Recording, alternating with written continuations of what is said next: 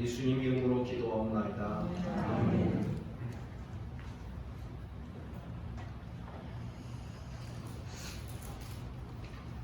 제가 가끔 전도서를 강론할 때 용어를 철학적인 용어도 가끔씩은 쓸 때가 있습니다. 그러나 이것은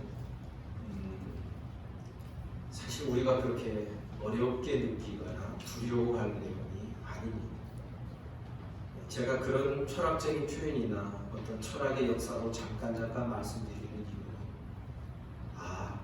이것이 오래전에 하나님의 말씀으로 다 기록되어 있는 그 지금의 어떤 사상의 역사가 말씀 안에 이미 다 들어와 있고 오래전부터 가르쳐진 내용이구나 하는 것을 우리가 그냥 깨달으면 되는 것입니다. 그렇게 해서 우리는 뭐라고요? 하나님의 말씀이 최고구나. 이것 잘 깨달으면 되는 것입니다. 우리는 전도서 1장 지난 시간을 통하여서 전도서 전체 구조가 1장 2절부터 12장 8절까지 해서 헛되다고 묶어져 있다고 제가 말씀드렸습니다.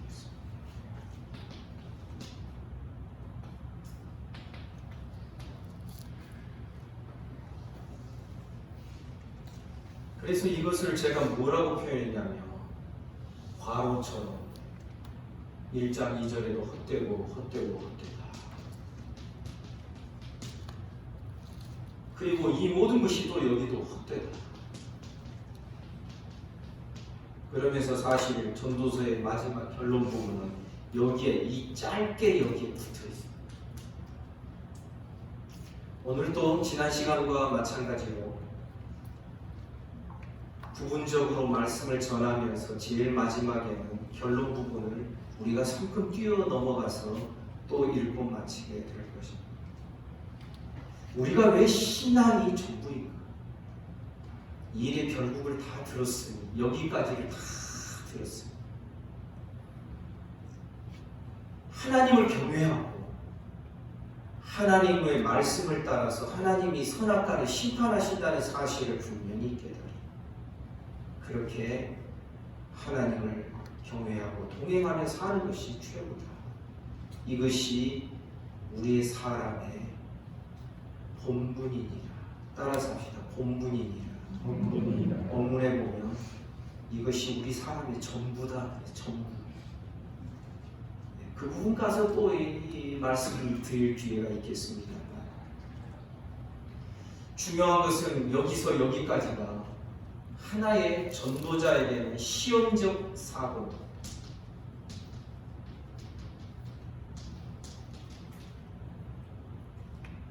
헛되고 헛된 일들 그 속에서 무엇을 시험하냐면은 해 아래서 사람에게 무엇이 선이고 무엇이 나에게 유익된 것, 사람에게 유익된 것을 이 전도자가 하나님께서 주신 지혜를 가지고 추적을 해가는 것입니다. 제일 먼저 1장에서는 자연계를 이야기하죠. 맞나요? 안 쓰니까 이거 참 연습 좀 해보는 건데.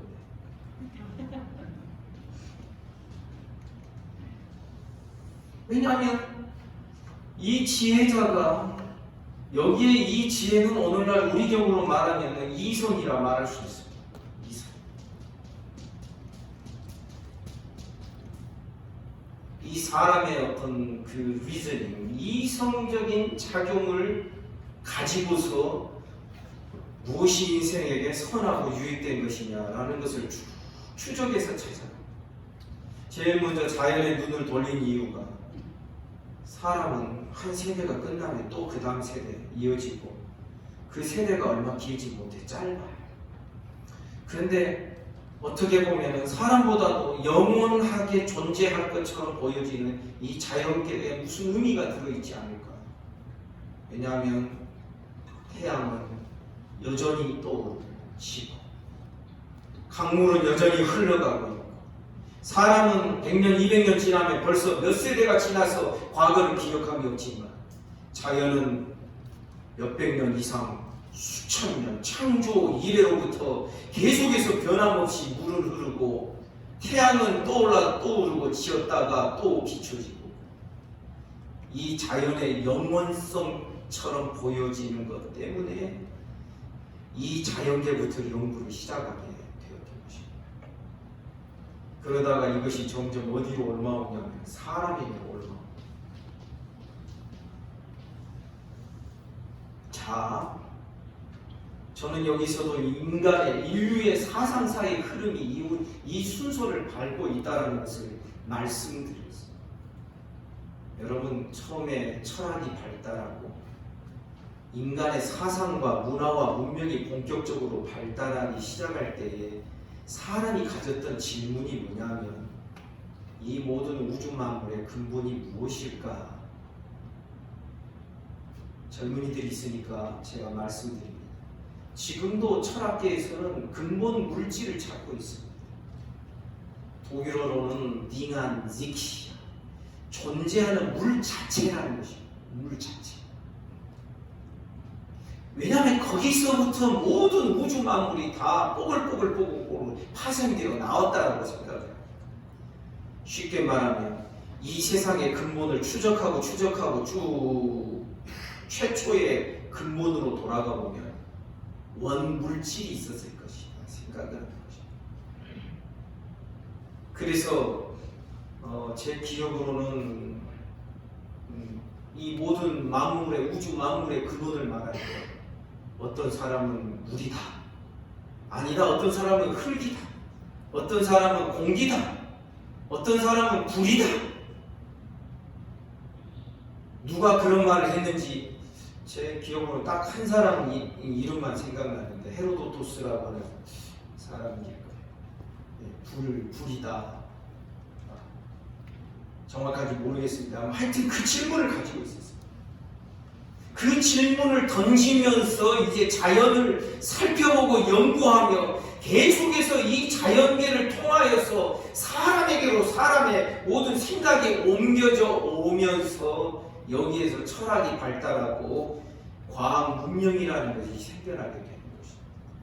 우리가 잘 아는 물과 그 비중과 뭐지요? 부피 그 연구를 했던 아르키메데스 같은 경우 결국은 그 사람이 그것을 발견해내는 데 있어서는 벌써 그 사람은 철학자였지.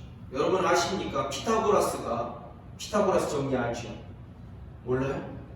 모르면 큰일 나는데 피타고라스가 수학자이면서도 음악가였어요. 지금은 막 이과, 문과, 예능 막 이렇게 갈라져 있으니까 이과 사람이 문과 지식을 갖게 되면 야, 참 희한하다 이렇게 보는 세상이지만 사실은 옛날에 그렇지 않았죠. 사실은 그런 어떤 의미에서 저도 이과 공대 출신이니까 아시죠? 공돌이었습니다. 그러나 그건 사람이 나누는 어떤 지식의 어떤 학문의 한계였지 근본적인 질문은 사실상 늘 한 덩어리였다는 것을 말씀드릴 수 있습니다. 그런데 이 지혜로 자연계를 바라보니 해 아래서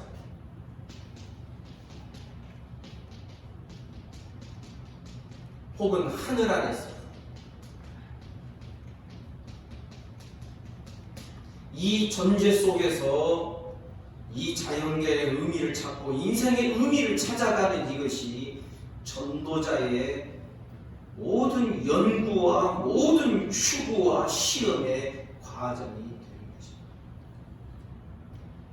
그런데 결국은 무엇입니까? 찾지 못했다. 그래서 전도자는 그 다음에 자기의 이 지혜에 대한 질문을 하게 됩니다. 야, 내가 혹시 이 지혜가 부족해서 모르는 거 아닌가? 혹시 내가 이것이 나라고 하는 이 지혜가 아직은 짧고 부족하기 때문에 내가 결국은 깨닫지 못하는 것이 아닌가? 이 질문을, 이 의문점을 가졌다라고 생각되는 부분이 16절, 1장 16절에 내가 내 마음속으로 말하 이르기를 보라 내가 크게 되고 지혜를 더 많이 얻었으니 나보다 먼저 예루살렘에 있는 모든 사람들보다 낫다 하였나니 내 마음이 지혜와 지식을 많이 만나보았어. 더 큰 지혜를 이 사람은 가지고 있습니다. 그런데 여러분, 이제 여러분은 아주 중요한 사실을 깨달아야 돼요. 결국 이 세계와 인생의 의미를 추적하고 확인하고 연구하는 그 중심 주체가 누구냐면 자기 지혜. 자, 이것은 사실상 오늘날 우리의 신앙생활에서도 피할 수 없는 일입니다. 어떤 사람은 자기를 부인하는 것이 어떤 것인지 잘 모릅니다. 그것은요, 이 나를 부인하는 그것을 뭔가 하나님의 은혜와 지혜로 하나의 관문들을 열고 들어가서 경험해 본 것이 아니라면 여전히 우리도 어떻게 되냐면요, 신앙생활하는 모든 주체가 자기입니다. 자기가 신앙생활, 자기가 모든 그 의미를 판단하고 분별하는 하나의 기준점이 자기가 되거든요. 그러면 뭐예요? 안 믿는 사람들의 사는 방식과 믿는 자들의 신앙의 방식이 다를 바가 없게 되는 것입니다. 쉽게 말하면 오늘 아침에도 그런 본문의 내용을 말씀드렸습니다. 육체의 진, 세상의 영, 우리가 세상의 영을 받지 아니하였다. 육체와 육신의 가르침을 따라서 사는 자들이 되어서는 안 된다. 나는 이 표현과 성령의 가르치심, 이것의 차이를 우리는 분명히 알아야 됩니다. 그런데 전도자는 아직 여기까지는 안 갑니다. 여기까지 가는 시점이 언제냐면 이 모든 것을 다 진술하고 헛되다라는 결론을 내리고 난 다음에 전도서의 마지막 부분에 가서 이 부분에 도달하게 되는 것입니다. 그러니 여러분, 우리는 전도자가 전도서를 통하여서 의미를 추적해가는 이 과정이 그거 오늘날 우리하고 무슨 상관이 있어? 이렇게 생각할 것이 아니라는 것을 여러분 아십니다. 사람의 신앙이 자기중심이 되고 내가 지혜, 나의 어떤 이성적 사고와 내 판단이 중심이 되어서 살아가게 됩니다. 나중에 어떤 함정에 빠진다고요? 지난 주일에 말씀드렸습니다. 유실론적 허무주의에 빠져.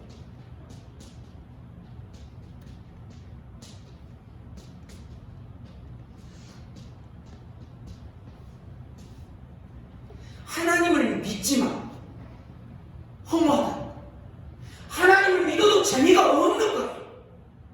하나님을 믿어도 세상 사람들과 똑같이 쾌락을 탐닉하고 소유를 늘리고 욕심껏 살아가게 돼요.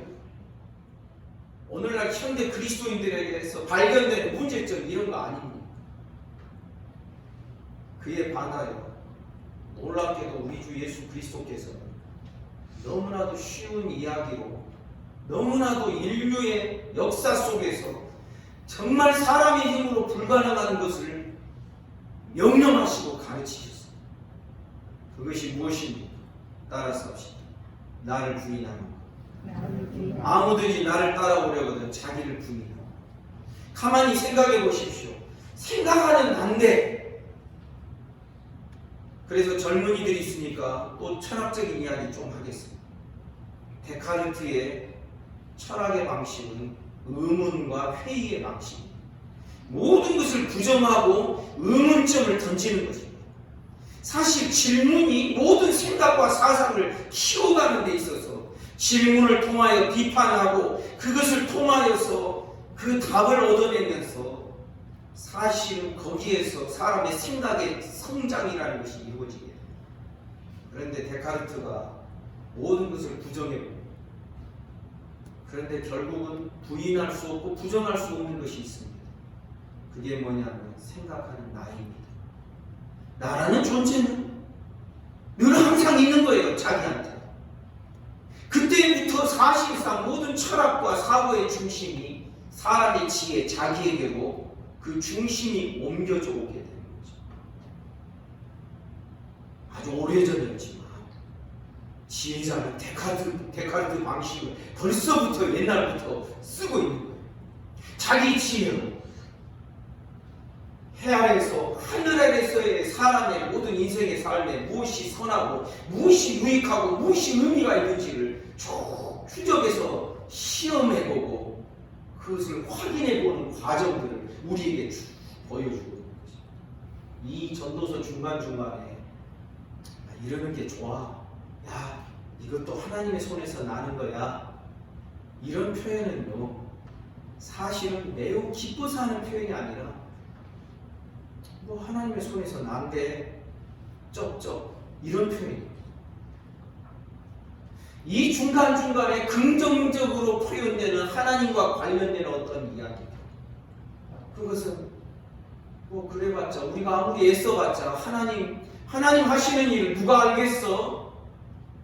우리가 아무리 힘쓰고 애써봐야 하나님으로부터 나는 것인데 하나님이 허락하지 아니하시면 우리가 힘쓰고 애써서 뭐 하겠어? 에이, 그러니 그냥 우리에게 주어진 그 시간과 그 환경을 따라 그냥 먹고 마시고 이것밖에 없지 않는가? 우리 사람이 할 도리가 이런 식의 표현들이 중간중간에 나오게 됩니다.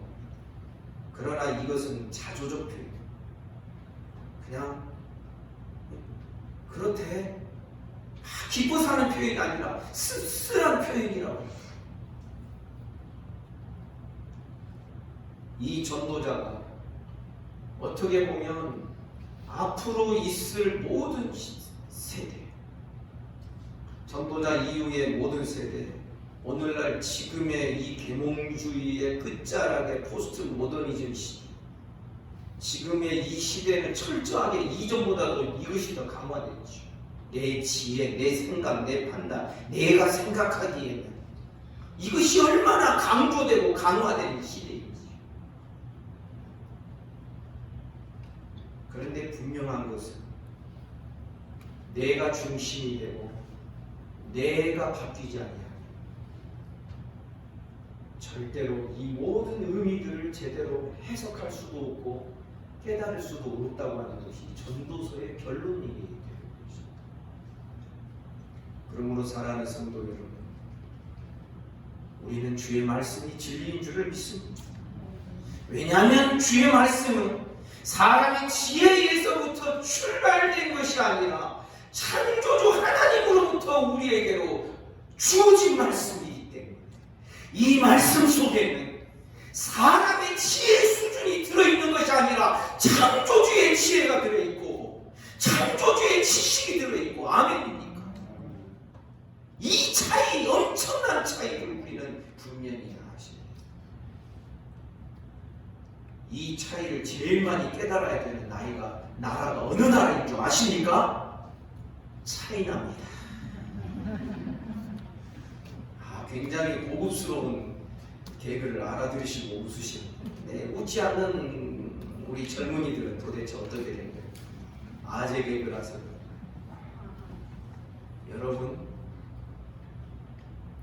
우리의 모든 그 신앙생활과 우리들의 탐구와 우리가 추적하며 인생의 의미를 찾아가는 그 화살표 방향이 나로부터 나오고 사람으로부터 시작된 모든 것은 결국은 헛되고 헛될 수밖에 없다.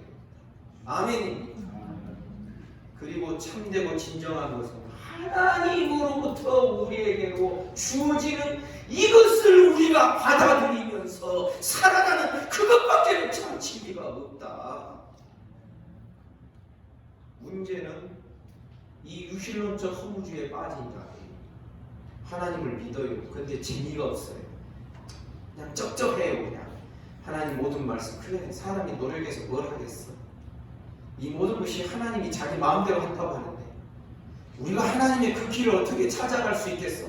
그냥 우리는 해답을 얻을 수도 없는 것 찾지도 말고 그냥 우리에게 주어진 여건과 환경 속에서 먹고 마시며 낙을 누리는 것이 제일 최고가 아니겠어? 이런 결론에 도달한 현대 그리스도인들이 너무 많다고 하는 것입니다. 문제는 뭐가 문제냐?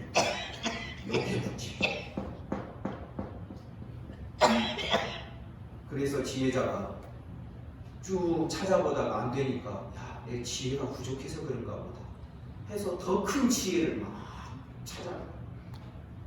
그런데 그래도 안 돼요. 그래서 어떻게 하는 줄 아십니까? 이 지혜에다가 플러스 뭘 더하기 시작하는 것입니다. 그것이 오늘 2장의 말씀입니다. 자, 2장 1절. 나는 내 마음에 이르기를 자 내가 시험 삼아 너를 즐겁게 하리니 너는 낙을 누리라. 원문에 보면 선한 것을 보라. 선한 것이 무엇인지 봐라. 낙이 무엇인지 복이 무엇인지를 봐라.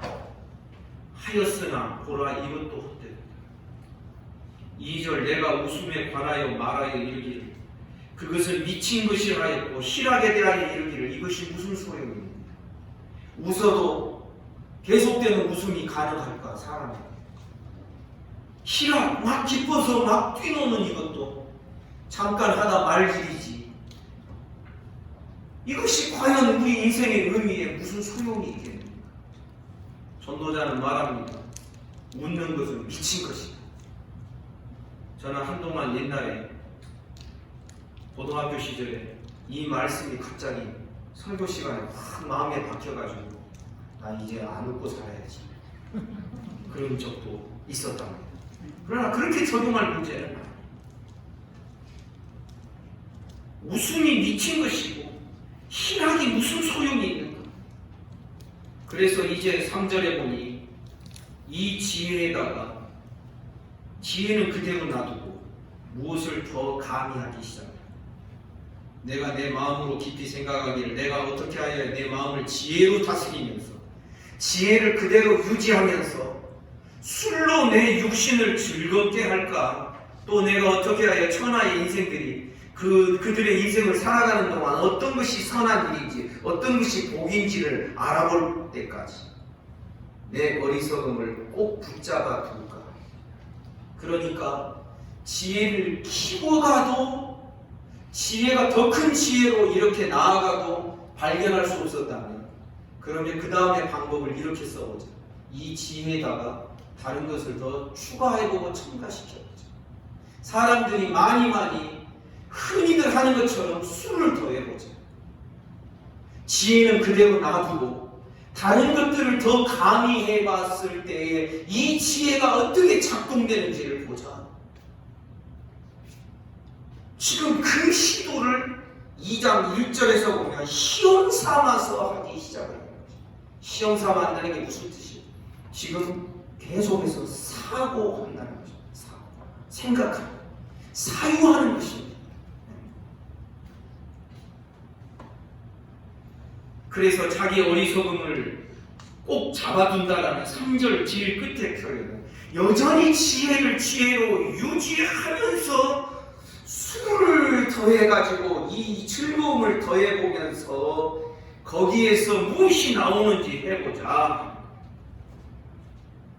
그리고 4절에 보니 지혜에다가 무엇을 더하냐면 나의 사업을 크게 하였노라. 내가 나를 위하여 집들을 짓고 포도원을 일군다. 여러 동산과 과원을 만들고 그 가운데 각종 과목을 심고 나를 위하여 수목을 기르는 살림에 물을 주기 위하여 못들 연못을 팠습니다. 7절 남녀노비들 사기도 하고 나를 위하여 집에서 종들을 낳기도 하였고 나보다 먼저 예루살렘에 있던 모든 자들보다도 내가 소유를 더 많이 가져옵니다. 그러니까 지혜에다가 무엇을 더하냐면 술도 더해보고 그 다음에 사업도 예루살렘의 이전 모든 사람보다도 더 크게 사업도 크게 해보고 그러니까 지금 무슨 이야기냐면 재물 필요 없어 하는 그 이야기를 섣불리 하고자 하지 않는 것이죠. 다시 말하자면 가난한 자들의 골맨 소리가 재물이 뭐 사람의 가치를 정해? 그러면서도 자기는 그 재물을 소유해 보지 않았기 때문에 자꾸만 거기에 눈이 가게 돼요. 사람이 그렇지 않아요. 그런데 전도자는 그러한 어떠한 상황에서 내가 잘못 판단하지 않고 잘못 말하지 않고 쉽게 말하면 가지지 못한 자는 자꾸 가진 자를 향하여서 정의를 말하고 공의를 말하고 막 비판적이 되죠. 그러나 가지지 못했던 자가 어느 날 가진 자의 위치가 되면 또 다른 가지지 못한 자에 의해서 비판의 대상이 되는 것이죠. 여러분 이해하시겠습니까? 우리 그렇게 되지 않도록 하기 위해서 전도자는 자기가 해볼 것 다 해보겠다는 거예요. 지혜는 그대로 유지하면서 지혜에다가 플러스 사업을 왕창 크게 해가지고 많은 재물과 많은 소유도 늘려보는 것입니다. 8절에 보니 은금과 왕들이 소유한 보배와 여러 지방의 보배를 나를 위하여 쌓고 또 노래하는 남녀들 인생들이 기뻐하는 처첩들도 많이 두어보고 아내도 많이 둬보고 재물도 막 쌓고 그래서 9절에 보니 내가 이같이 창성하여 나보다 먼저 예루살렘에 있던 모든 자들보다도 창성하니 중요한 것은 그 다음 표현 내 지혜도 내게 여전합니다. 지혜를 그대로 유지하면서 막 더해봤습니다. 세상적인 것 다른 사람들이 부러워할 모든 것에 끝까지를 다 자기는 가본 것입니다. 쾌락의 끝까지도 가보고 술, 아내, 그 다음에 소유의 그 끝까지도 어느 정도까지 갔냐면 창성한 정도. 창성하다는 것은 완전히 물이 아구까지 차서 넘칠 정도의 넘치는 그런 정도까지 간 것이죠. 그러면서 10절에 보니 무엇이든지 내 눈이 원하는 것을 내가 금하지 아니하며 무엇이든지 내 마음이 즐거워하는 것을 내가 막지 아니하였습니다. 뭐예요? 쾌락주의로 또 가보는 것입니다. 지금 전도자는 막 쾌락이 좋아서 막 어떻게 하고 막 이런 정도가 아니라 이런 수준이 아니라 좋아. 다른 사람이 왜 쾌락에 빠질까? 거기에도 뭐가 있지 아니할까? 이 지혜에다가 쾌락까지 더해보는 것입니다. 재물의 왕성함, 창성함, 사업을 크게 한 처첩들을 누구보다도 많이 둬보고 술, 쾌락, 뭐 이런 것들을 이 지혜가 마치 부족해서 깨닫지 못하는 것처럼 생각이 들 수 있으니까 이 지혜에다가 이 모든 것들을 다 더해보는 것입니다.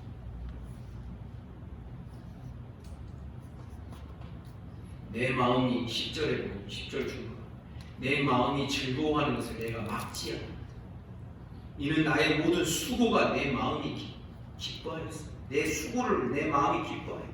자기 자존감도 있는 것이죠. 자존감이 아주 강하지요. 내가 이렇게 수고했구나 하고 어느 날 딱 보니까 야 자기 만족도 있는 것이지. 그러나 이렇게 만족함을 얻는 이유가 이것이 나의 모든 수고로 말미암아 얻은 나의 몫이다. 내 거다. 그런데 11절 그 후에 내가 생각해본즉 내 손으로 한 모든 일과 내가 수고한 모든 것이 다 헛되어 바람을 잡는 것이 해 아래서 무익한 것이죠. 그래 즐겨봤어요. 다 끝까지 가봤어요. 다른 사람 하는 것에 최고 수준으로 다 해봤어요. 지혜에다가 그것까지를 첨가해가지고 다 해서 찾아보고 이 지혜가 마치 돈이 없어서 지혜가 쪼그라져 있으면 돈을 갖다 줘 하면서 지혜를 풍성하게도 해봤어요. 그랬는데도 여전히 모르는 거예요. 발견 여전히 못하는 거예요.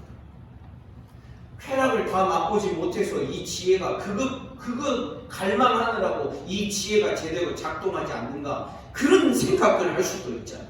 그래서 놀랍게도 어떤 철학자들 가운데서는 지금 전도자처럼 자기가 그렇게 해보겠다고 하면서 창녀촌에 들락달락하는 철학자도 있었어요. 막 술 취해가지고 막 고래고래 지르면서 그러면서도 뭔가 깨달았다고 집에 와서 뭔가 끄적끄적하는 철학자도 있었단 말이지. 전도자가 말하는데 해 아래 새 것이 없습니다. 그런데 여러분 가장 미련한 사람은 뭔지 아세요? 내가 직접 경험해 보기 전에는 내가 아무것도 받아들이지 않겠다. 그런데 우리는 성경을 통하여 간접 경험을 하게 된 것입니다. 그리고 성경을 통하여 간접 경험한 것은 우리가 직접 경험한 것처럼 확실하게 경험하고 깨달아 알 수 있는 것이 바로 우리들에게 주어진 특권이 되는 것입니다. 성령은 그렇게 하십니다. 그러면서 12절에서 이렇게 말합니다. 내가 돌이켜 지혜와 망령됨과 어리석음을 보았다. 왕 뒤에 오는 자는 무슨 일을 행할까? 이미 행한 지 오래전의 일일 뿐이다.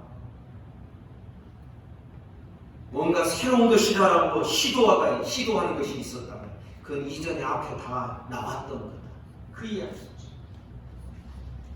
그런데 13절에 이런 반짝하는 표현이 나옵니다. 내가 보니 지혜가 우매보다 뛰어나니 빛이 어둠보다 뛰어난 것. 그래도 지혜가 우매한 것보다는 낫다. 지혜로 다 알 수는 없지만 그래도 지혜 있는 자가 우매한 자보다는 빛과 어두움 차이만큼이나 차이가 납니다. 그래서 13절에서는 지혜의 우월함과 탁월함에 대하여서는 인정을 하고 있습니다. 그러면서 14절 지혜자는 그의 눈이 그의 머릿속에 있고, 여러분 제 눈에는 이 표현이요 정말 이거는 은유적 표현이 아닙니다. 옛날 이집트의 그 피라미드 안의 그림이나 또 고대인들의 그 그림에 보면은 사람의 이마에다가 눈을 그려놨어요. 여기다 이마에다 이렇게 눈을 그려 넣은 그림들이 있습니다. 여러분 이거는 미신적인 이야기다라고 보기에는 조금 그렇습니다. 그래서 어떤 사람들은 말합니다.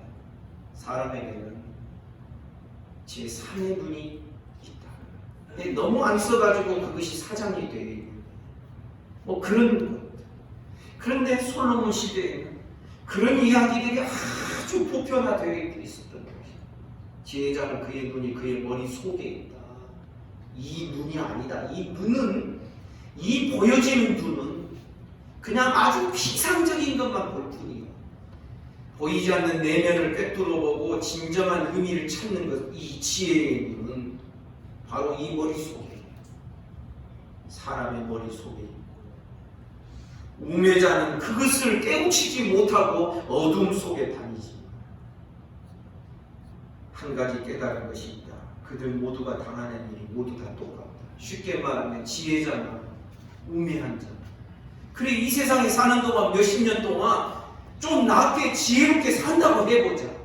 혹은 우매자는 우매자로 미련하게 산다고 해보자. 그런데 지혜자나 우매자가 결국은 이 세상의 마지막 때 보니까 당하는 일이 다 똑같다. 뭐냐? 이제 아주 해 아래에서 모든 사람들이 빠져나올 수 없는 하나의 한계점을 제시하는데 그것이 바로 죽음인 거지. 죽음 앞에 모두가 다 똑같다. 그래서 저희가 언젠가 말씀드린 적이 있습니다. 죽음은요 모든 사람을 다 평준화시켜버립니다. 죽음 앞에서는 병도 사라집니다. 병든 자도 죽음 앞에서는 병이 끝납니다. 건강도 사라집니다. 죽음 앞에서는 건강도 끝납니다. 부한 자도 죽음 앞에서는 그 부함이 끝나버립니다. 가난함도 끝납니다. 수의를 비싼 것 입힌다고 부한 사람은 그 비싼 것 입혀주면은 그 수의 입고 저쪽까지 갑니까? 절대 못 갑니다. 이 죽음이 경계선이 돼서 이 세상에 여러 가지 모양으로 살고 있지만 지혜롭게도 살고 미련하게도 살고 악인으로도 살고 선인으로도 살지만 의인으로도 사는 자들이 있지만 결국은 죽음 앞에서는 다 일반이야. 그러니 이 세상 사는 동안에 죽음 앞에서는 다 똑같아진다면 이 세상 사는 동안에 지혜자로 사나 우매자로 사나 한평생 되는 대로 살면 되는 것이지 여기에 아멘 하면 안 됩니다. 이 차이 있게 살아가는 이 모든 것이 도대체 무슨 소용이 있겠? 그 이야기를 전도자가 이제 쭉 추적해서 찾아가다가 이 부분에서 오늘 본문에서 그 이야기를 하는 것입니다. 15절에서 말합니다. 내가 내 마음속으로 이르기를 우매자가 당한 것을 나도 당하리니 내가 지혜가 있었다 한들 내게 무슨 유익이 있으리요 하리라. 우매자가 당한 것을 지혜자인 나도 당한다. 이건 똑같이 죽는다. 죽음 앞에서는 모두가 다 똑같다. 죽음이 지혜와 우매함을 평준화시켜요. 부함과 가난함도 평준화시켜요. 병든 것과 건강한 것도 죽음 앞에서. 그래서 저는 앞으로 그렇게 부르기로 했습니다. 장례식장 가가지고 입관할 때 저는 참여하기를 원하는데 입관할 때 여러분 가보셨는지 모르지만 이 스테인레스 침상이 있습니다. 저는 앞으로 그 침상을 평균대라고 부를 것입니다. 아니 기계 제조할 때 하는 평균대 말고 모든 것을 다 평균화시켜 다 똑같게 만들어버리는 거죠. 지금 전도자는 그 이야기를 하는 것입니다. 16절 지혜자도 우매자와 함께 영원하도록 기억함을 얻지 못하니 조금은 다음 세대까지는 뭔가 기억이 되겠죠. 그러나 영원하도록 기억함을 얻는 게 아니다. 후일에는 모두 다 잃어버린 지 오래될 것입니다. 결국 시간의 차이는 있지만 지혜자도 후대에게 기억된 바 없이 결국은 다 잊어버리게 됩니다. 오라 지혜자의 죽음이 우매자의 죽음과 일반이로다. 평균되었도다. 똑같다.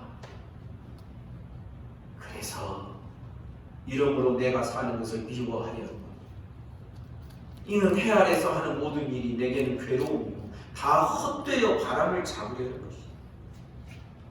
재물을 잡아봐도 그 재물 가지고 죽음과 이유를 넘어갈 수 있는 것. 쾌락을 잡아봐도 죽음 앞에서 쾌락을 이 죽음 저것까지 가지고 갈 수 있는 것. 나중에 우리가 장례식 때나 인생의 허무함을 이야기할 때 자주 사용하는 그 본문이 12장에 나옵니다. 12장에 보면 여러분 쾌락도 마지막 늙으심 앞에서는 쾌락도 아무리 힘을 쓸 수가 없습니다. 은줄과 금줄이 풀어집니다. 힘줄과 근육이 약해지는 것을 말합니다. 노래하는 자가 그쳐지게 됩니다. 이제는 음성도 안 나옵니다. 창들이 어두워집니다. 눈이 이제 침침하고 어두워집니다.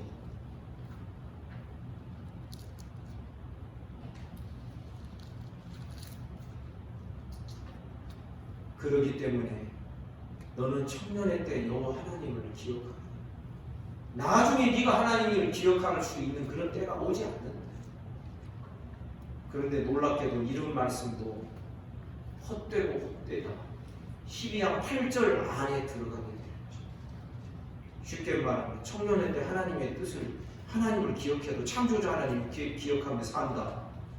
그렇게 살아도 죽음 앞에서는 다 똑같은데 일반인데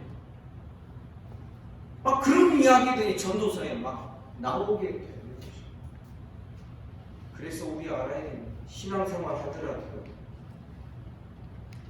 바른 방식이 아니고 바른 구조로 신앙생활하는 것이 아니고 결국은 신앙생활도 바람 잡으려고 하는 헛물 켜는 것이 될 수밖에 없는 것입니다.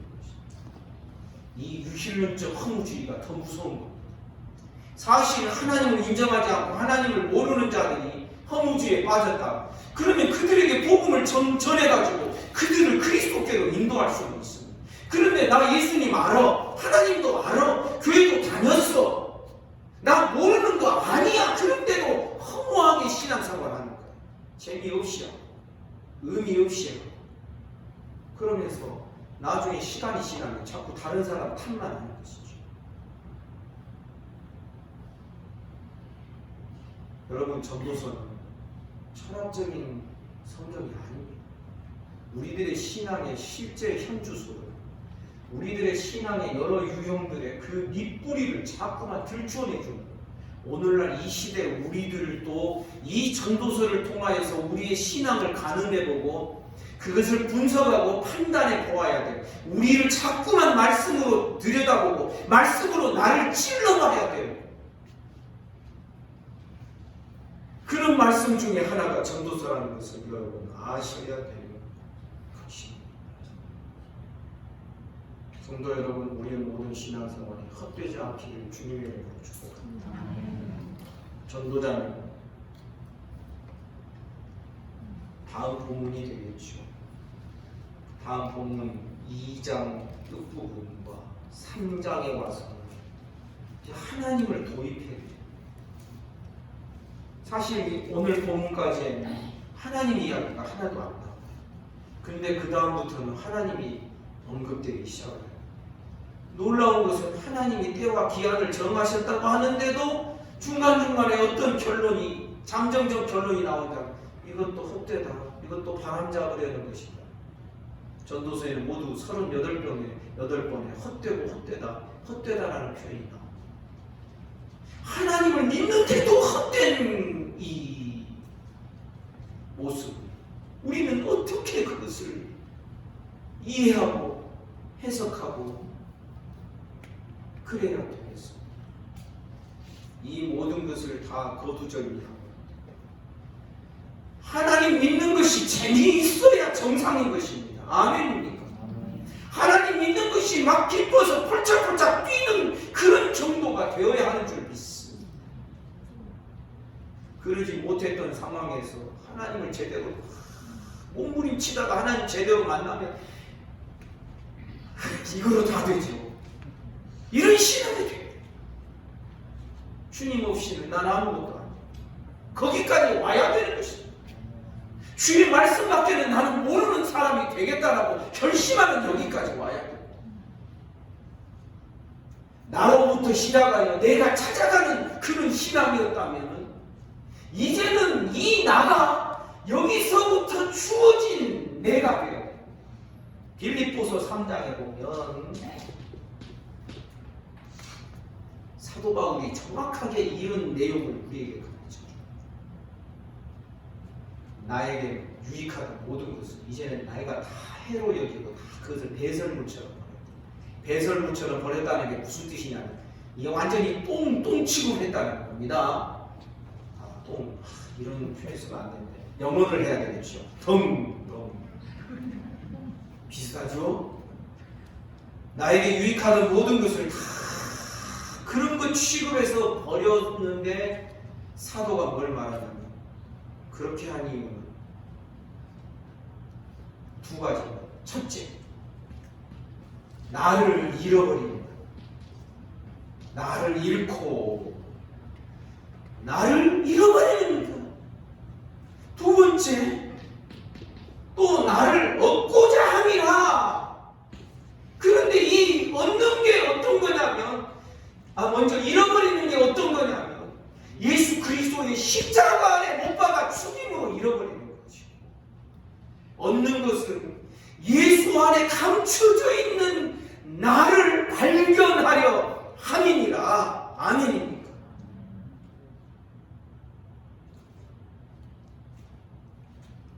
저는 전도서를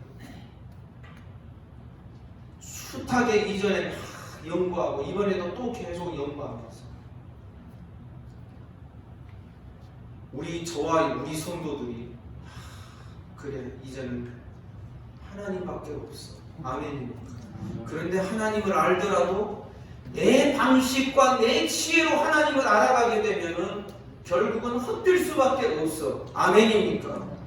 하나님을 알아가는데 내 방식으로 알아가는 게 아니라 하나님이 우리에게 나에게 계시해 주신 말씀의 방식대로 내가 하나님을 알아가는 것, 이것이 우리들의 인생의 전부가 되어야 돼. 여러분 믿으시죠? 바울 사도도 분명히 이것을 깨닫고 있었다라고 저는 믿습니다. 그래서 빌립보서 3장에서 말합니다. 나를 잃어버렸다가 또 나를 발견하려 합니다. 왜 버렸던 나를 또다시 주섬주섬 주워 담습니까? 아닙니다. 버렸으면 다른 나를 찾는 것입니다. 예수 그리스도 안에 있는 나를 발견하려 합니다. 여러분 제가 볼 때 이 잃고 얻는 이것이 우리 인생의 전 과정입니다. 우리의 과제가 돼야 됩니다. 지금 우리는 직장생활 해야 되고 장가 가야 되고, 여러분 고린도전서를 보셨지만 바울 사도가 어떤 처녀에게 대하여서 어떤 성도들에 대하여서 결혼하지 않고 사는 게 더 좋아, 왜 이렇게 말을 하는가? 지금은 이런 시대이기 때문에. 그렇다고 해서 우리 회원자매가 지금 목사님이 되고자 하는 어떤 형제와 교제하고 있는데 나 안 사귈래요. 그러라는 뜻은 아니죠.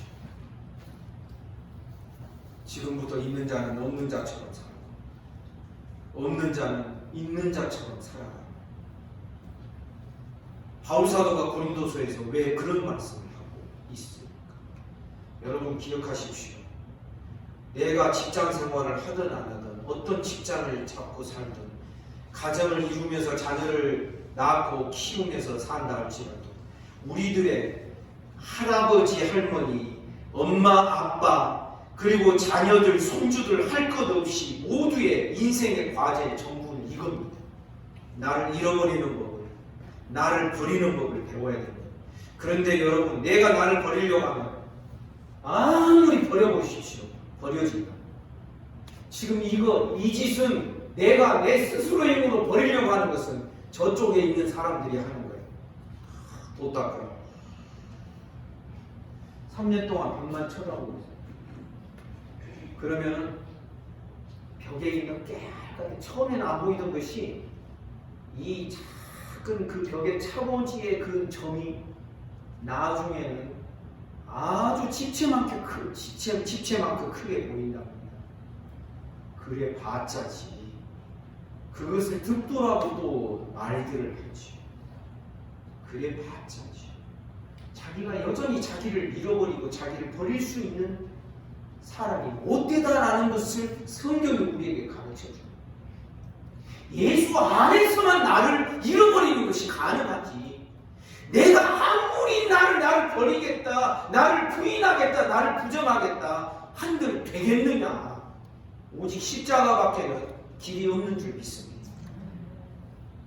나를 잃어버리고 그 다음에 예수 안에 있는 새로운 나를 발견하는 거죠.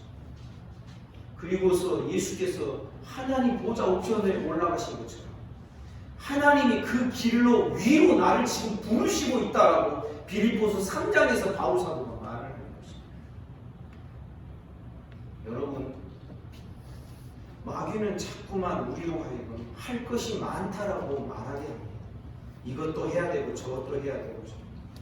그런데 우리 사람의 본분, 사람의 전부는 하나님을 경외하는 것입니다. 믿습니다. 하나님의 말씀을 따라서 정말 인생의 참 의미들을 발견하며 거기서 진정한 없어질 기쁨과 의미를 추구하는 게 아니라 진정한 기쁨들이 있어야 되는 것입니다. 우리 모든 성도들, 적어도 이 전도서를 지나면서 우리 인생들이 가지고 있는 정말 그 무거운 절벽 같은 그것이 나를 가로막고 있는데, 지금까지 인류 역사에서 어느 누구도 이것을 뚫고 지나간 적이 없습니다. 오직 그리스도를 참되게 믿는 자들만이 이 엄청난 두께의 절벽, 나를 가로막고 있는, 내 인생의 의미를 가로막고 있는 이 절벽을 주님의 십자가와 함께만 이것을 뚫고 지나갈 수 있습니다. 그런데 그것을 뚫고 지나가기 이전과 뚫고 지나간 다음에 이 두 사람의 생각의 차이는 육은 육이요 영은 영이야. 아멘입니까? 그 엄청난 차이가 있다라는 것을 우리가 깨달아야 돼. 결국 전도자는 모든 인생들이 하나님 없이 살면서 혹은 하나님이 있더라도 잘못된 방식으로 하나님을 섬기는 그 길의 결국과 끝이 무엇인지를 우리에게 보여주면서 하나님을 참되게 섬기는 자의 마지막 결론을 우리에게 짧게 소개하고 있는 것이 전도서의 전체 구조가 되는 것입니다. 사랑하는 여러분, 어렵게 생각하지 마시고 결국 전도서 1장부터 12장 8절까지 신앙생활 안 하는 자는 물론이고 신앙생활 하더라도 자기적으로 자기 방식대로 신앙생활 하는 사람들이 도달하게 될 허무주의를 노래하고 있다. 그래서 우리는 내 방식으로 신앙하지 않고 하나님이 주시는 방식으로 우리가 그런 안목을 구성하면서 이 방식으로 신앙생활하는 것이 사람의 본분이다. 이런 결론을 우리 형이 무릎을 치며 깨달을 수 있게 주님의 이름으로 축복합니다. 우리 이제 마지막 결론으로 읽고 마치겠습니다. 전도서 12장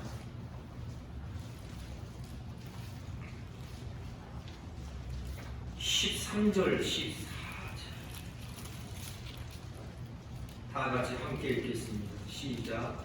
이의 결국을 다 들었으니 하나님을 경외하고 그의 명령들을 지킬지어다. 이것이 모든 사람의 본분이다. 하나님의 모든 행위와 모든 은밀한 일을 선악간에 심판하시리로다. 아멘. 이것이 모든 사람의 본분입니다. 이것이 사람의 전분이에요. 이 13절, 14절이 왜 이 전도자의 결론 내용이 될 것입니다.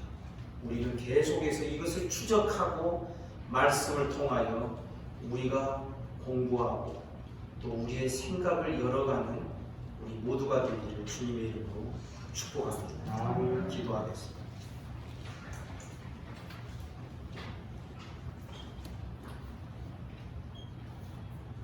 하나님께서 우리 모두에게 은혜 주시기를 원합니다.